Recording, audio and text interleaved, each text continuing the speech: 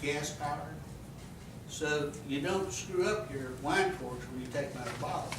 It just puts a hypodermic needle into the center of it, press it, and the cork pops out. So it doesn't damage the cork. But you can't use that same cork again to bottle wine because it'll leak. But you can make wine stoppers. So, and a lot of your wines now have the synthetic cork. So basically, I don't buy my corks to make the stoppers. I just use wine cups. So it's just a real cheap way of doing stuff.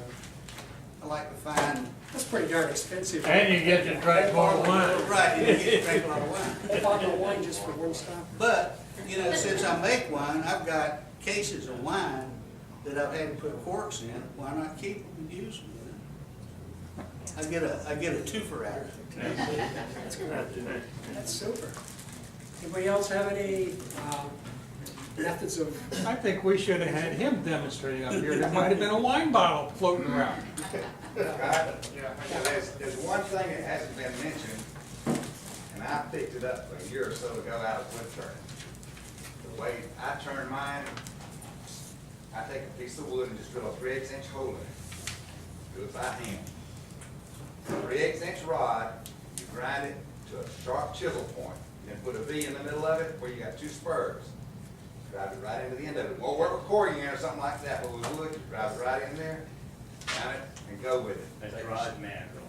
Right, just take the skew and square the end of that thing off right down to the rod, turn it, and you bring your tailstock up and finish up And then what do you use for a tip? What kind of tips do you use? those stainless steel tips and those chromes. Use a hardened thread rod, like a grade 8 bolt or something. Just a plain old 3/8" rod from Home Depot. You put any glue or anything? No, it acts like a spur drive, Yeah. but the spur's down in the hole. In past Woodturners, they've got a thing, it's just a 3/8" So rod, that. grind a chisel on it, and once you get the chisel in flat, you turn it 90 degrees and put a V in it. And you got two spurs, just go right in that hole and grab it, and turn the tailstock So up. when you're finished, do you glue the tip in? Yes, yes.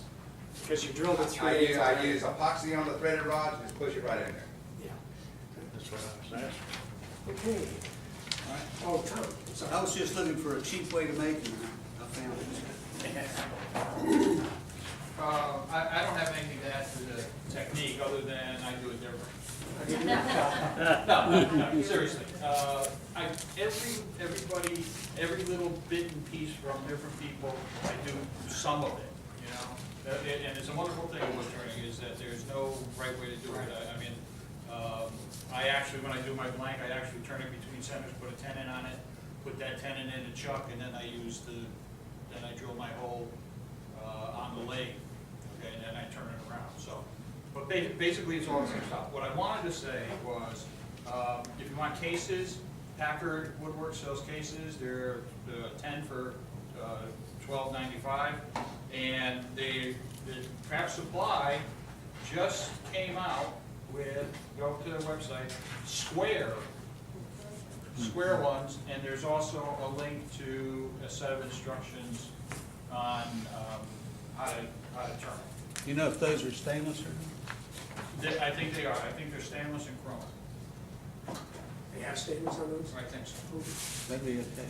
I saw it on Why the would website. that be an advantage? Bob? One thing, if you're gonna use the bottle stopper display cases, you gotta design your bottle stopper with a tip to fit in the case. That's right. Right. I went and bought about 50 bottle stoppers, bought 100 cases, and about 20 of the bottle stoppers fit in the case. What's good about these is that these are long. The expensive $2.50 ones are the plastic square ones, and they're really short. These are, at least they're long. I've got some really tall square ones that I bought from PSI or something. Yeah. And they're the same height as your round ones. Stoppers are longer. That's one of the things I wanted to mention. I've made a couple stoppers that whenever I talk to somebody about them, they look at them and say, oh, wow, they're too big. So that's where I went back to the others, to about 3 inches and so forth. But one of the things that I like to do is, I grew up on a farm and we had a barn that we tore down. And so, for example, this one I'll probably never sell, but I don't want to. One of the first ones I made, it still has some of the two original sides for the barn beam, and a barn that was over 100 years old. And you know that the wood that they cut the beams out of was probably 70 or 80 years old. So, you know, to me, that means something. I like to do things out of wood like that. And so I haven't gotten into acrylics, I haven't gotten into some of the other methods of doing things. How about, I mean, tell us a little bit about what you do. Got a well, mine, I form my own acrylic, so this, I turn pins too, that's what I started with the lathe. This is all the cutoffs. Then I pour clear on top of it into a piece of PVC pipe. Once it hardens, you just knock it out. Same method as this, very similar. I have like a little arbor that it just screws onto. And then this is diamond wood.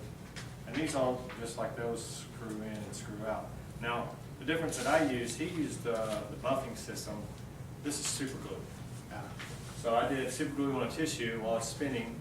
Just did it. And it takes a lot more than a pin though, so you have to kind of drip it as you're putting it on there. But that gives a hard, and nothing can ever stain that. As long as you're not doing it with wet wood. If you do it with wet wood, I had a couple of pins that the wood shrank and the acrylic bubbled, and so there's a big white glob there. So you really have to make sure that the wood's dry whenever you do it.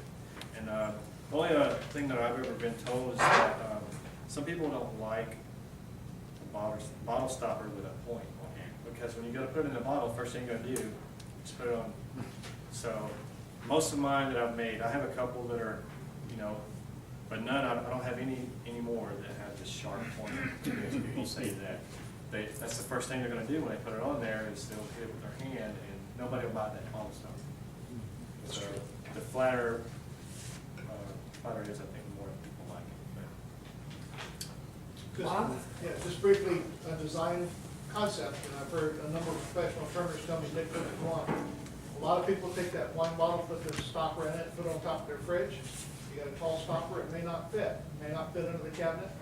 If you lay it down, it won't fit inside your refrigerator. If you put it in your refrigerator door, if it's a white one, it won't fit in the shelf. So you have to have some short ones if you're gonna make it. Right. Hence my short ones. And all you need to do is unscrew that part, and it's screwed on, and it works usually. Bob, this is yours, plywood? Yeah, Just pass that around, and then I wanted to pass, I know I had three in there. This one's out of deer antler, and when you get a deer antler, I had its source, I don't know if I still have it or not, up in Pennsylvania, and, you know, deer shed their antlers each year. But it's kind of tough sometimes to find a portion of the antler that's going to work for a stopper. And so you find different shapes. And I've made some handles out of it. This is one that came from the wild, where the 2 points were. And Screw top plates. I've sold probably half a dozen with deer antlers. The other day I was over in Mandarin at the Pet supply store, and they sold deer antlers. Is that a to mason people's jar you're dogs. talking So you could buy some there for that. They were like $6 for an antler like that. I'll go back to my Boy, first that's source. pretty. Yeah, well, I'm just saying, somebody who wanted to try it, but I like Yeah. hand shipping and handing it all. Yeah, right. Well, I know we're I guess we're out of time. There's more that we could talk about. We've been a little more efficient. But in this month's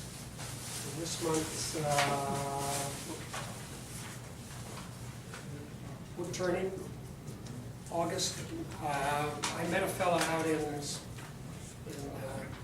Mexico, and as it happens, he has this idea that he published in here with a stopper and a matching face. And what he did was use ash, and then he colored it and so forth, and those are beautiful. I saw some of these in his home, and so I got the idea, and I tried to do that. I got one out of cocobolo, I got one out of walnut, and in the case of the walnut, it came out of the same limb as this, both pieces, and to me, that meant something.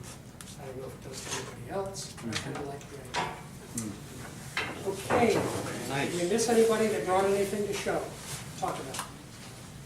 Well, thank you, people that brought things, I really appreciate it. is to make something that can be used with a bottle of wine. So it could be a base, it could be a stopper, it could be a goblet. Could be wine. An open bottle. And you can bring the bottles with you. How about if we turn